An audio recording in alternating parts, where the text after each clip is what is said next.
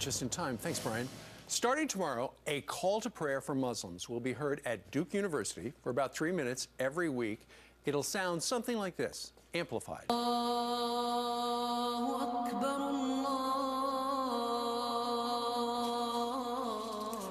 That's going to start tomorrow, every Friday, 1 o'clock at Duke.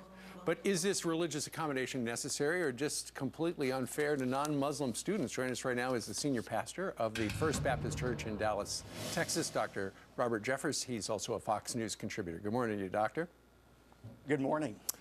Okay, what's Duke doing here? Well, look, this is political correctness run amok. Look, I'm not denying that Duke has the right to do this. What I am saying is that Duke is hypocritical in doing this, saying they're doing it for diversity and pluralism, when this very same university not long ago tried to cancel a pro-life event at their Women's Center. And their hypocrisy underscores what I've often said: those who cry loudest for tolerance are often the most intolerant people when it comes to viewpoints they disagree with. Sure. This is a travesty coming from a school that was originally founded as a Christian school by Methodists and Quakers. It was indeed. So, okay, so they want to expand their horizons, so to speak, Dr. Jeffress. Yes. If they're going to do this, if they're going to have the Muslim call to prayer at 1 o'clock every Friday for 3 minutes and amplified, let's just hope they give the other religions equal time. I wonder what time they're going to amplify the Our Father. Yeah, you know, I would love for evangelical students at Duke to go to the university officials and say, after the Muslim call to prayer at 1 o'clock, at 2 o'clock, we would like to get on the PA system and recite John 3:16. I wonder how far that request would go. Well, you know what? That would seem fair.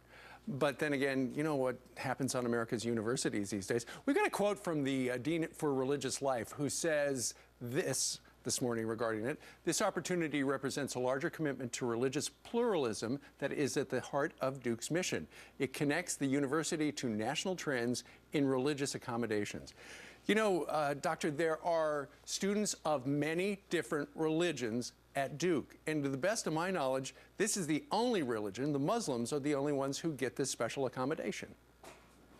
Well, look, as a Christian, I believe that Islam is a false religion based on a false book written by a false prophet. That's my personal belief, but I also recognize that the First Amendment gives Muslims the right to practice their religion just as I practice mine. What the First Amendment doesn't do is mandate that all religions get equal space and equal time. For the first 160 years of our nation's history, our judiciary said over and over again that America was founded as a Christian nation. And although we welcome people of all faiths, our country has decidedly given a preference to the Judeo-Christian religion. I think we ought to continue that tradition. Before you go, Franklin Graham, Billy Graham's son, who runs Samantha's Purse, suggests to the donors at Duke, stop giving them money. What do you think?